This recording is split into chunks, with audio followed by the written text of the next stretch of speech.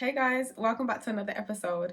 In today's episode, I want to talk about self-trust. I want to talk about the importance of self-trust and how a lack of self-trust can show up in your life. So as you're probably aware, if you watch my videos, I like to talk about topics or things that I've struggled with, things that I'm trying to overcome or that I've dealt with in the past that I've kind of figured out how to deal with. So self-trust is one of them. I am someone who has a whole testimony of why self-trust is so important, because there was something that happened in my life when I was 19 years old that was quite detrimental and changed the trajectory of my life in a sense. It was just a traumatizing situation that happened. I was going out somewhere and I knew I shouldn't go out with this person. I knew I shouldn't deal with this person in any way, shape, or form.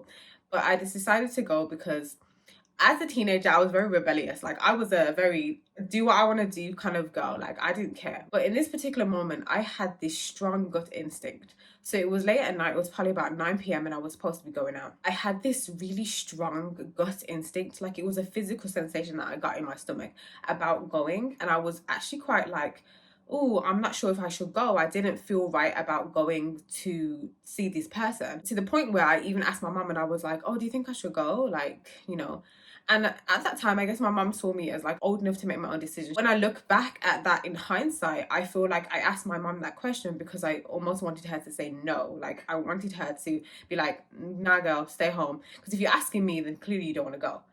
Because one thing you know about teenagers is that they're going to do what they want to do if they can, if they have the ability. They're not going to question something if they feel like they want to go out and do something. But in that regard, I questioned it because I didn't exactly feel right about the choice in going. I didn't fully trust that person. I didn't really know the person as well as I should have. I don't feel like I was 100% comfortable with them. Like, my instinct told me otherwise.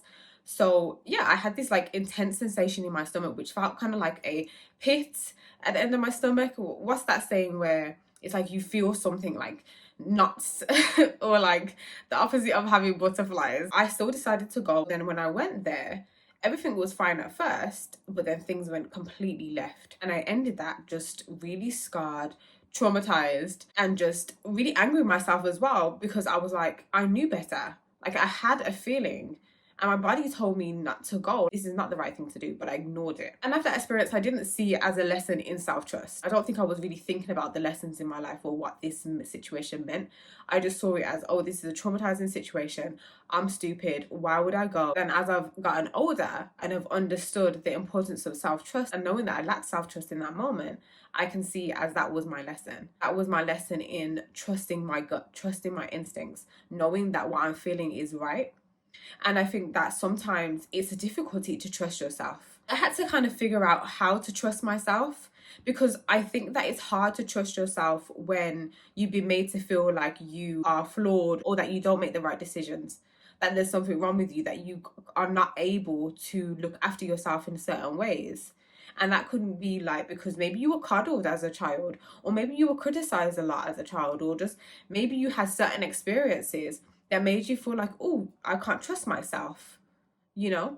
And in that moment, I did feel like I couldn't trust myself, because it was kind of like, if I had this feeling and I didn't act upon it, how am I going to know the difference? The other thing is when you deal with anxiety, because sometimes anxiety can create fears and worries and concerns in your mind. And that anxiety, a lot of the time, is not real fear. So then it kind of makes you feel like, oh, what's actually real or what's not? How can I trust myself? How can I trust my feelings if I deal with anxiety? And sometimes anxiety is just us catastrophizing and just having worries and fears. It's not actually something that's really happening. And as someone who deals with anxiety, sometimes it's a battle with knowing, am I feeling something right, or is it just my anxiety? Is this my intuition, or is it my anxiety? Is it my instincts, or am I just feeling anxious? It's difficult to kind of figure out what is what. The difference with self-trust is that self-trust is knowing that what you feel is right and is valid. Self-trust is trusting yourself and trusting the integrity of who you are. Is being confident in your choices and your ability to do something, to get somewhere, or to decide something. And being able to trust yourself also ties in with knowing who you are, knowing what you have to offer, knowing what you want.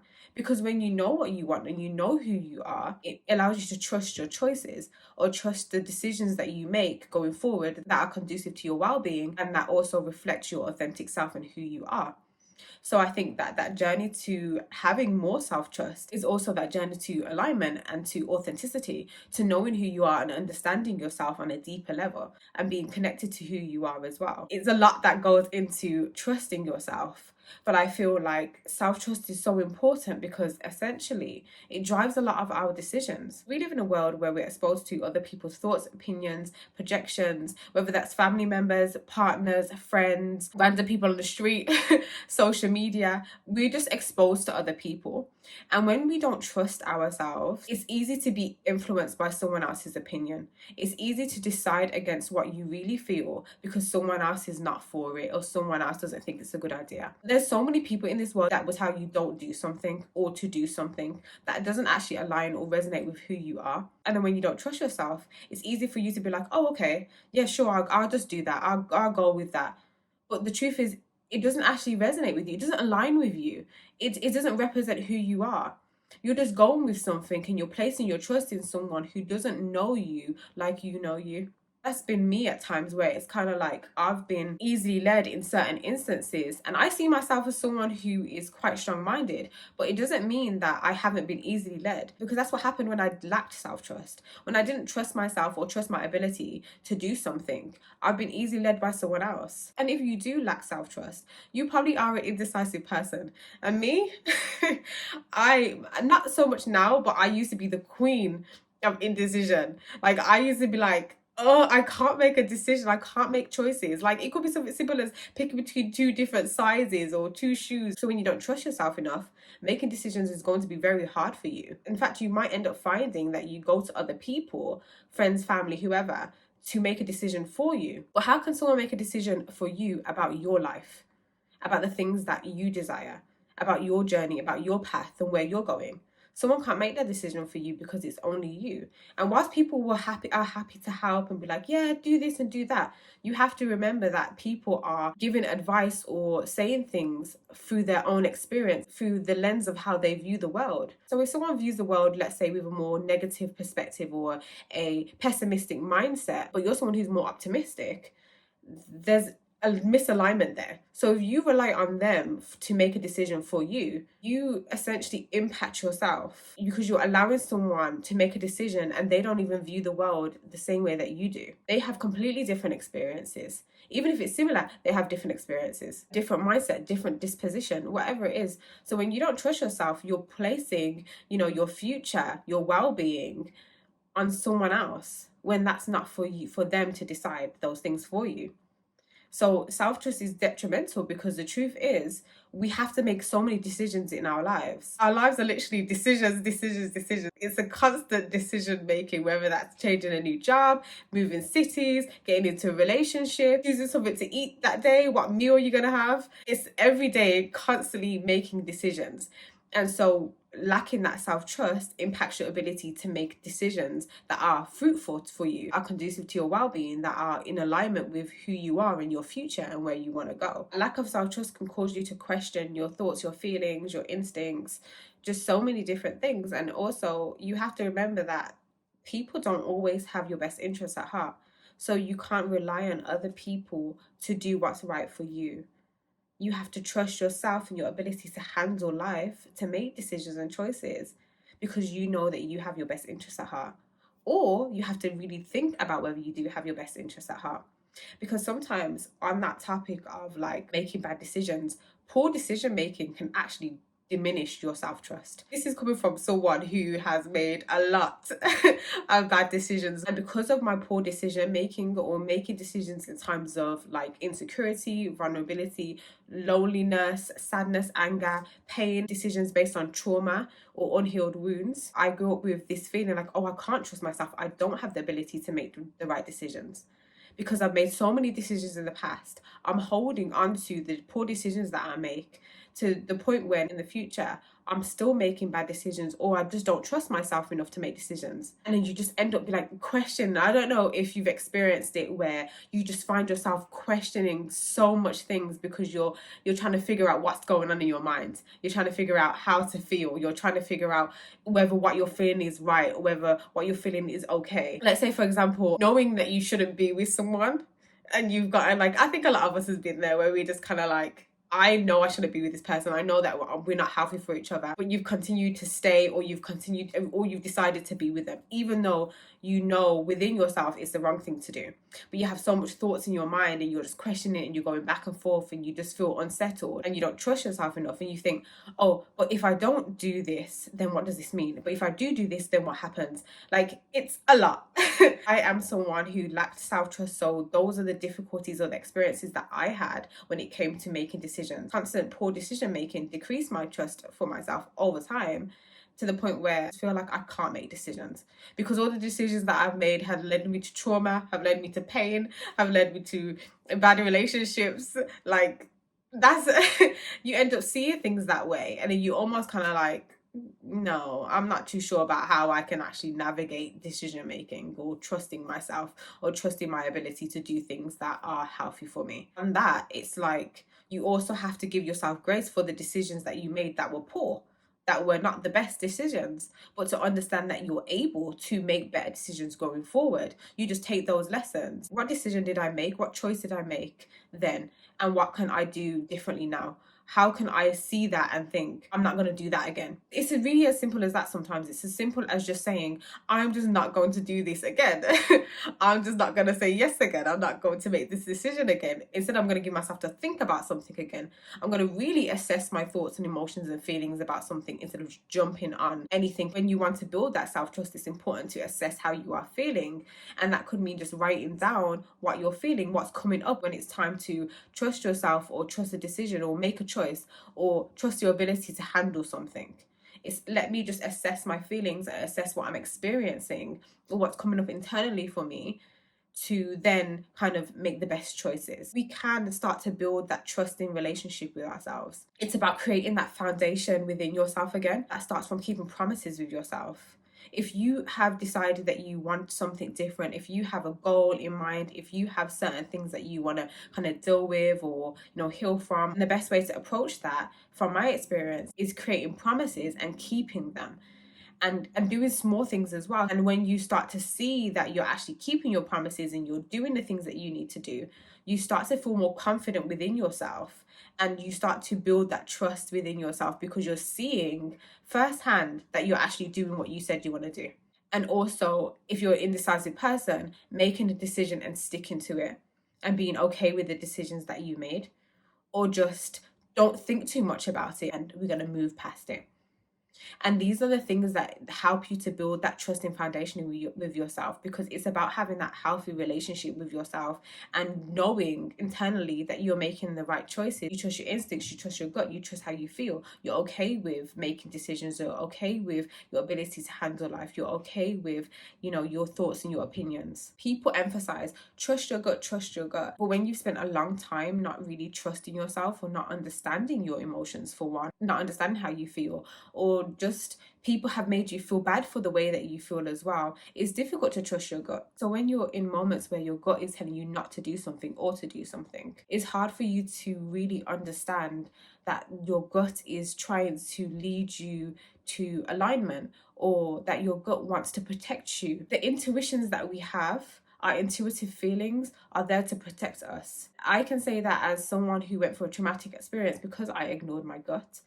I know now that my intuition was there to protect me. It was saying, don't do this, don't go there, don't be with that person, because this is not good for you. They're not good for you. This is not healthy for you. The outcome won't be pretty. You have to remember that your instincts are there to protect you.